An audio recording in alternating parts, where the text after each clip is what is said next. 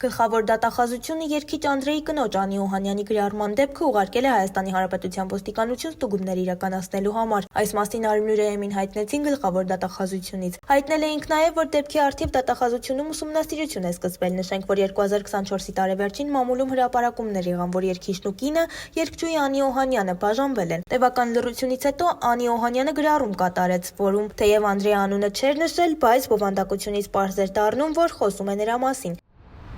Իմ ճանապարհը լի էր բախերով ու պայքարով, ես սիրում էի այն մարդուն, ով հմայեց ինձ, բայց ջենթլմենի գեղեցիկ դիմակի հետևում սարսափելին էր թաքնված, սկզբում ամբողջ ժողովրդի աչքի առաջ ծնվեց հեքիաթը. դուք հավատացիք նրան այնպես, ինչպես ես։ Շուտով աշխարհը սկսեց փլուզվել, իմ ամեն օրը սկսվում էր տագնապով ու անհանգստությունով, այսօր նա չար կլինի, թե բարի, նորից կվիրավորի, կհարվածի, թե կրկին սպառնալու է, որ կզրկի երեխայից։ Ես կարծում էի, որ կարող եմ փրկել ընտանիքը եւ փոխել նրան դեպի լավը, սակայն նրա ագրեսիան միայն աճում։ Նա չէր գիտակցում, թե որքան ցավ է պատճառում ինձ, ես զգում էի, որ հոգիս դանդաղորեն քանդվում է, բայց շարունակում էի հուսալ, որ նա կհասկանա եւ կփոխվի։ Ես հասկացա, որ սերը չպետք է տառապանք բերի, կներես բառը ելք չէ, դա անընդհատ կրկնվում էր, այսօր ես համարձակվում եմ խոսել։ Այս ամբողջ ընթացքում ես ստիպված էի ժպտալ տեսախցիկների եւ մարդկանց առջեւ ցուցադրել երջանկություն։ Այն ժամանակ, երբ ոչ ոք չգիտեր, թե ինչ է կատարվում փակ դռների հետևում։ Այս գրառումը ոչ միայն աղաղակ է հոգու, դա կոչ է բոլոր կանանց, ովքեր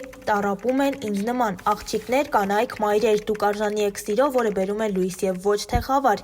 Ինստագրամյան միկրոբլոգի իր էջում գրել էր երգչուհին։ Եվ ահա երգչի կնոջ գրառումը դատախազությունում ուսումնասիրության հիմք էր դարձել։ Եվ հիմա էլ այն ուղարկվել է քրեական ոստիկանության գլխավոր վարչություն ուսումնասիրելու նպատակով։ Տեսնենք, թե ինչ արդյունք կտան ուսումնասիրությունները։